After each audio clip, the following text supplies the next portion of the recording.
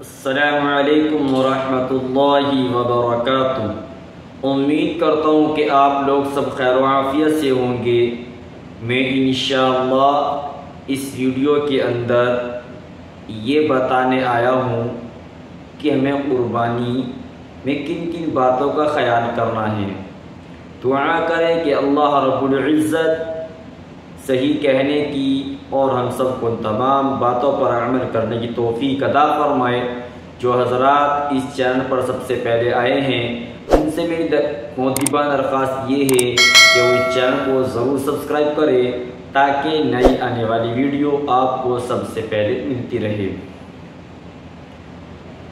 دیکھیے کہ قربانی ایک عبادت ہے اور ہمیں اللہ کی رضا کے لیے کرنا ہے، اور ہماری اس عبادت سے کسی غیر مسلم کو یا اپنے مسلمان بھائی کو کوئی بھی انسان ہو کہ ہماری اس عبادت کے ذریعے کسی کو تکلیف نہ ہو، اس بات کا خیال کرنا ہے کہ ایسا نہ ہو کہ ہماری عبادت کی وجہ سے کسی کو تکلیف ہو اور ہمارا یہ عبادت ضائع ہو جائے۔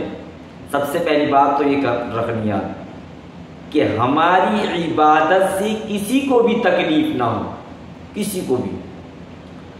اور اس کے ساتھ ساتھ ہمیں صفائی کا بھی اہتمام کرنا ہے، بالکل بھی نہ تو راستے میں نہ کسی کے گھر میں کوئی بھی گندگی نہ پھیلے، اس چیز کا بھی خیال کرنا ہے۔ کیونکہ بعض جگہ دیکھا جاتا ہے کہ ہم ڈنگر لے کر آتے ہیں اور کسی کے کارخانے میں یا کسی کے مکان میں جس کے یہاں بڑی جگہ ہوتی ہے تو محلے پڑوس والے لا کر باندھ دیتے ہیں، اور پھر بقرعید آتی ہے اور صبح کو اپنے ڈنگر دے کر ذبح کروا دیتے ہیں، اور جس کے یہاں ڈنگر بندہ تھا بیچارے کی اس کی تو ریل بن گئی، اس دن کی صبح سے شام ہو جاتی ہے، بیچارہ اکیلا لگا رہتا ہے صفائی میں۔ تو بھائی جن جن حضرات نے کسی کا اگر گھر استعمال کیا یا کارخانہ استعمال کیا اور اپنے ڈنگر کھڑا کرنے کے لیے، آپ کو تو بلکہ اس کا احسان ماننا چاہیے، اور آپ سارا کا سارا کام اس بیچارے کے سپرد چھوڑ دیتے ہو۔ ایک تو بیچارے نے آپ کی ڈنگر کی حفاظت کری، آپ کے ڈنگر کے لیے جگہ دی، اور ہم اس کے ساتھ اتنا ظلم کرتے ہیں۔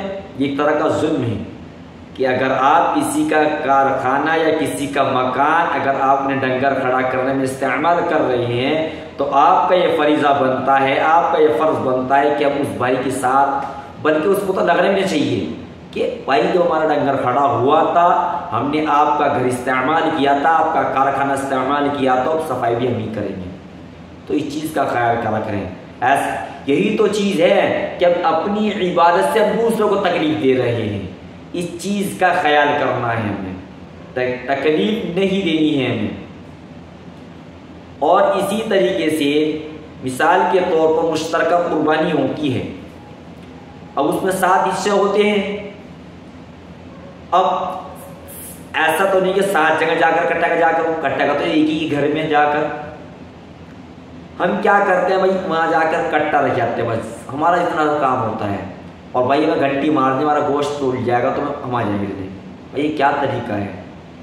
بھائی حصے دار ہو آپ کے سامنے ڈنگر کٹنا چاہیے، آپ کے سامنے ڈنگر کو ذبح کرنا چاہیے، اور آپ وہاں موجود بھی نہیں ہو۔ اور اسی طریقے سے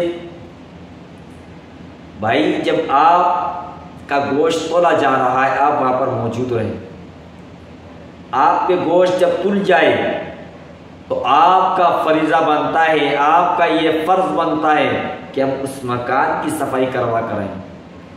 اب بیچارہ اکیلا انسان لگا رہتا ہے صبح سے شام تک، اگر ہم 7 جنے مل کر اس بندے کی ہیلپ کر دیں گے، اس بندے کی مدد کر دیں گے، اس کام کے اندر ہیلپ کر دیں گے تو میرے بھائیو ہمارا کچھ گھس نہیں جائے گا، ہمیں ثواب ملے گا۔ یہی تو چیز ہے کہ ہماری عبادت سے کسی کو تکلیف نہ پہنچے، کسی کو تکلیف نہ پہنچے، یہ ہمارا مقصد ہے۔ ہمارا مذہب اسلام بھی ہی سکھاتا ہے کہ ہماری چھوٹی سے چھوٹی عبادت ہو چاہے بڑی سے بڑی عبادت ہو، ہماری کسی طریقے کی عبادت سے کسی دوسرے بھائی کو تکلیف نہ پہنچے۔ تو اس چیز کا خیال کرنا، اگر ہم مشترکہ قربانی کر رہے ہیں، کہیں ہم نے حصہ لیا ہے، تو ہمارا فرض بنتا ہے کہ ہم اس بھائی کے ساتھ لگ کر اس کے گھر کی صفائی کروائیں۔ تو ان تمام باتوں کا جو میں نے اس ویڈیو کے اندر آپ کو بتایا ہے، تو اس چیز کا خیال کریں گے انشاءاللہ۔ امید ہے کہ آپ لوگ ضرور سمجھ گئے ہوں گے۔ تو یہ ویڈیو آپ ثواب کی نیت سے زیادہ شیئر ضرور کریں، تاکہ جو لوگ لاپرواہی کرتے ہیں صفائی کرنے میں، جو لوگ لاپرواہی کرتے ہیں، جس طریقے سے ڈنگر کہیں اور باندھ دیتا ہے اور ان کے گھر میں گندگی پھیلی پڑی ہے، وہ بیچارہ اس سے لگا پڑا ہے، تو اسی طریقے سے ابھی ان کاموں کو ہیلپ کرنی ہے دوسرے کو۔ یہ نہیں کہ ہم بس ہم ڈنگر اٹھا لیں، بھائی جناب عالی ذبح کر لیں، بہت اونچا کام کر لیں، ایسا نہیں۔ ہاں بس ہماری عبادت سے کسی کو تکلیف نہ ہو، یہ ہمارا مقصد ہونا چاہیے۔ اللہ عمل کی توفیق عطا فرمائے۔ ملتے ہیں نیکسٹ ویڈیو کے ساتھ، تب تک کہ آپ مجھے اجازت دیں۔ السلام علیکم ورحمۃ اللہ وبرکاتہ۔